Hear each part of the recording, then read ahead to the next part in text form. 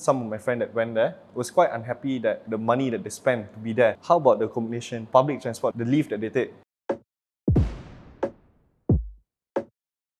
Welcome to Telestate. I'm Kevin Sike, and I'm sure that you heard about the recent incident of the Good Vibe Festival. Together with me today, Dr. Ambi, my lecturer, to discuss on the legal issue as well as the legal opinion on such incident.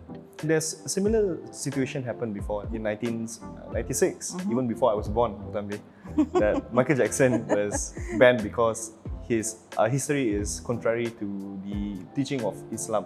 What I heard is that the state government of Selangor banned him from performing in Stadium of Shah Alam. So do you think that there was a background check on 1975, even before the whole concert?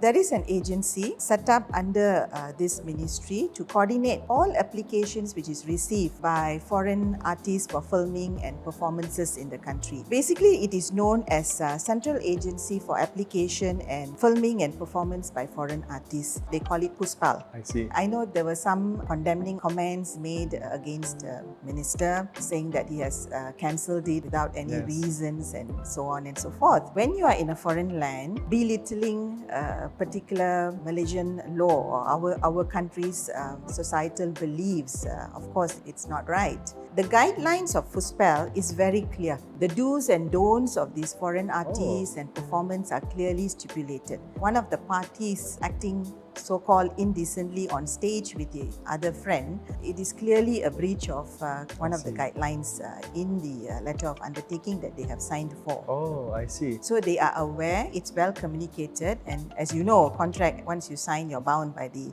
obligation. Some of my friends that went there was quite unhappy that they can get the ticket refunded, but how about the hotels, the public transport that they took, the money that they spent to be there, the leave that they take? Can they actually try to claim on that as well? Usually, you only can claim for your actual loss, right? Okay, so the value of the ticket is where you go and watch the concert. So anything not beyond that, you're unable to claim. And how about the people who are doing business there, the food vendors and so on? In this case, it is the Future Sound Asia, right? Okay, I think they have also agreed to pay some compensation to these vendors who have paid the deposit, especially. Despite of that, is there any other alternative course of action also for the people who are affected by the cancellation? Yes, they can.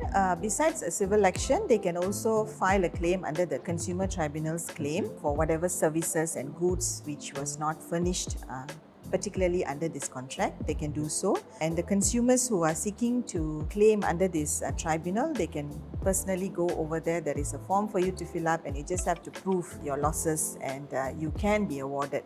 A lot of them also not aware of this Consumers Claims Tribunal. So for this tribunal, is there any limit amount for them to claim? Yes, there is 50,000 ringgit limit. I see. So I think that is a better way to go for, because we have many vendors. But apart from that, if there is any other ancillary costs that they have incurred, they may go to the Consumer Tribunal. Oh, thank you so much for your time today. You made me realize that I purchased Coldplay ticket without even considering the background check and doing all the necessary steps to make sure that the event won't be cancelled. See, you have to be very vigilant, Kevin. Definitely, Dr. Ambi.